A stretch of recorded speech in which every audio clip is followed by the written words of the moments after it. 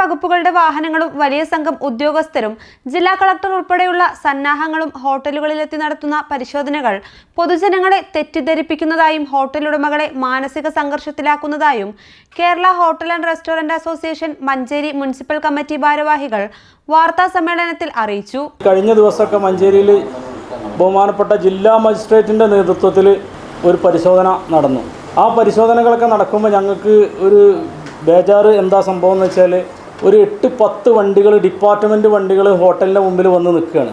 ആളുകൾ ഇത് കാണുന്ന ആളുകൾ തന്നെ ഇവിടെ എന്തോ വലിയ പ്രശ്നമുണ്ട്, ഈ സ്ഥാപനം എന്തോ പൂട്ടേണ്ട സ്ഥാപനമാണ് എന്നുള്ള നിലക്ക് ഓരോ സ്ഥാപനത്തിലും കയറി പരിശോധനകൾ നടത്തുമ്പോൾ കാണുന്ന പൊതുജനങ്ങളടക്കം ഭയപ്പെടുകയാണ് ചെയ്യുന്നത്. അപ്പോൾ ഈ പരിശോധനൻ്റെ പേരിലുള്ള ഭീകരത ഉണ്ടാവരുത്, അത് അവസാനിപ്പിക്കണം എന്നുള്ളതാണ് ഞങ്ങൾക്ക് പറയാനുള്ളത്. സ്ഥാപനങ്ങളുടെ തുടർന്നുള്ള വ്യാപാരം തന്നെ ഇത്തരം പരിശോധനകൾ പ്രതിസന്ധിയിലാക്കിയിട്ടുണ്ട്. ആരോഗ്യ ശുചിത്വ നിർദ്ദേശങ്ങൾ പാലിച്ചുകൊണ്ടാണ് കച്ചവടം ചെയ്യുന്നത്. ഇക്കാര്യം പരിശോധിക്കാൻ നഗരസഭയിലും ഭക്ഷ്യസുരക്ഷാ വകുപ്പിലും പ്രത്യേക സംവിധാനങ്ങളുമുണ്ട്. അവർ പരിശോധിക്കുന്നതിൽ ആർക്കും പരാതിയില്ല.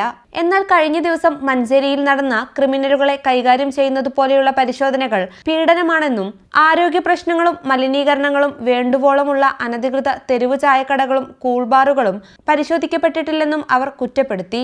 വാർത്താ സമ്മേളനത്തിൽ president KT Raghu, secretary Babu Karassery, A Pradeep Kumar, Madeena Bapputty, CK Suresh, Basheer Varikkodan എന്നിവർ പങ്കെടുത്തു. News bureau, Manjeri.